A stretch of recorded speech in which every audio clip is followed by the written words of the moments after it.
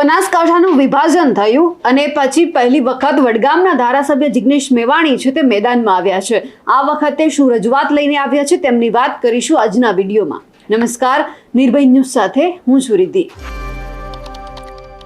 જ્યારે બનાસકાંઠાનું વિભાજન થયું ત્યારે તમામ જે ધારાસભ્યો છે અલગ અલગ તાલુકાના એ મેદાનમાં આવ્યા હતા અને એક પછી એક માંગ કરી રહ્યા હતા કે અમારે ઘણા બધા ધારાસભ્ય છે એવું કહી રહ્યા હતા કે અમારે બનાસકાંઠામાં રહેવું છે તો કોઈ પોતાનો અલગ જિલ્લો જાહેર કરવામાં આવે તેવી પણ માંગ કરી રહ્યા હતા। પરંતુ આજે વડગામના ધારાસભ્ય જિગ્નેશ મેવાણી મેદાનમાં આવ્યા છે અને રજૂઆત કરી છે। પોતાના ખેડૂતોને સાથે રાખીને કલેક્ટર કચેરીએ પહોંચ્યા અને માંગ કરવામાં આવી છે પાણીની। વડગામ અને પાલનપુર તાલુકાના પાણીની માંગને લઈને ધારાસભ્ય જિગ્નેશ મેવાણી ખેડૂતો સાથે કલેક્ટર કચેરીએ પહોંચ્યા હતા અને માંગ એવી કરવામાં આવી છે કે જે વડગામ અને પાલનપુર તાલુકાના જેટલા પણ તળાવો છે તેમને નર્મદાના પાણીથી ભરવામાં આવે અને આ જ પાણીની માંગને લઈને વડગામ તાલુકાના 17 ગામના ખેડૂતો એકઠા થયા હતા અને જેટલા પણ જે ગામ છે 17 ગામ જેમને બાકાત રાખવામાં આવ્યા છે તેમને નર્મદાના પાણી તેમાં જે તળાવો આવેલા છે તમામને ભરવામાં આવે, કારણ કે અત્યારે સિંચાઈની જે પ્રાણ પ્રશ્ન છે તે પણ અહીંયા ઊભો થયો છે।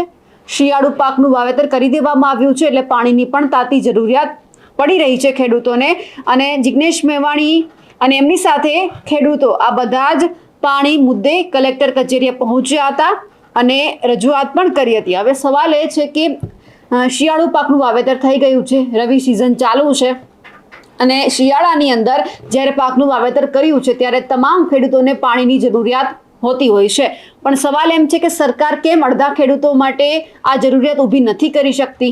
સરકાર કેમ અડધા ખેડૂતો છે એમને બાકાત રાખે છે? હજુ પણ જ્યારે સહાયની વાત આવે છે ત્યારે ખેડૂતો માંગ કરે જ છે અને આમાં જ હવે જ્યારે પાકનું વાવેતર થઈ ગયું છે હજુ અડધા ખેડૂત એવા છે કે જેમને ખાતર નથી મળ્યું, ખાતર માટે લાંબી લાઈનમાં ઊભું રહેવું પડે છે, સિંચાઈના પાણીની પણ માંગણી કરવામાં આવે છે। જો આ બધા જ તળાવો ભરવામાં આવે તો ખેડૂતોને પણ ક્યાંક ફાયદો થઈ શકે એમ છે, કારણ કે એમણે જે વાવેતર કર્યું છે એમનું બિયારણ ફેલ ન જાય પાણી વગર, એટલા માટે પણ આ રજૂઆત કરવામાં આવી છે।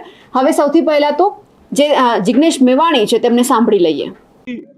વડગામ વિધાનસભાના સર્વ સમાજના નાગરિકો, ખેડૂતો અને પશુપાલકોની માગણી હતી કે અહીંના મુક્તેશ્વર ડેમના કર્માવત તળાવમાં નર્મદાના નીર લાવવામાં આવે।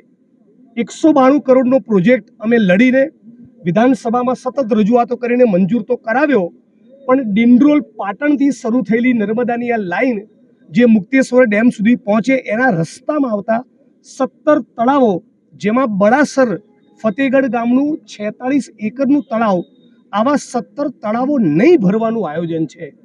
એના કારણે ખેડૂતોમાં, મારામાં અને સર્વ સમાજના લોકોમાં ખૂબ નારાજગી છે કે રાજ્ય સરકાર જ્યારે 200 કરોડનો પ્રોજેક્ટ કરતી હોય અને આવા જૂના 17 જેટલા ગામ તળાવોની ચોકડી મારે કે એને ભરવા ન માગતી હોય, એનો સમાવેશ ન કરે, એ કોઈ પણ સંજોગોમાં ન ચાલે। એટલે આ મુદ્દે આજે કલેક્ટરશ્રીને આવેદનપત્ર આપવામાં આવ્યા હતા અને અમારી રજૂઆત કરી છે। આવનારા દિવસોમાં જો રાજ્યની સરકાર, સિંચાઈ વિભાગ અને પ્રોજેક્ટના સંબંધિત અધિકારી અને સરકાર આ મુદ્દે ન્યાય નિર્ણય નહીં કરે તો આવનારા દિવસોમાં અમે ઉગ્ર આંદોલન કરવાની પણ આજે ચેતવણી આપીએ છીએ। કોઈ પણ સંજોગોમાં આ 17 તળાવો ભરાવા જ જોઈએ। 1200-1400 ફૂટે ગયેલું અમારું ભૂગર્ભ જળ મારા વિધાનસભા ક્ષેત્ર અને જિલ્લામાં ઊંચું આવવું જોઈએ। મૂળ આ વાત લઈને આજે રજૂઆત કરવા આવ્યા હતા।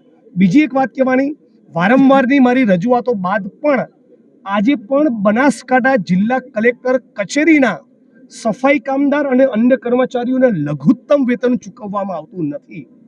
જે કચેરીમાં કલેક્ટરશ્રી પોતે બેસતા હોય, નાયબ કલેક્ટર બેસતા હોય, નિવાસી કલેક્ટર બેસતા હોય, મામલતદાર બેસતા હોય અને છતાં આઉટસોર્સિંગ કે કોન્ટ્રાક્ટના એક પણ કર્મચારીને લઘુત્તમ વેતન નહીં ચૂકવેનું શોષણ કરવામાં આવે એ અત્યંત શર્મનાક વિષય છે। એટલે હું માગણી કરું છું કે તાબડતોબ આની તપાસ કરી તમામ કચેરીઓમાં, આખા બનાસકાંઠા જિલ્લાના તમામ ટીડીઓ ઓફિસ, મામલતદાર કચેરી, પ્રાંત કચેરી, એસપી કચેરી, કલેક્ટર કચેરી, પ્રત્યેક કચેરીમાં કામ કરનારા દરેક કર્મચારીને લઘુત્તમ વેતન ચૂકવવામાં આવે।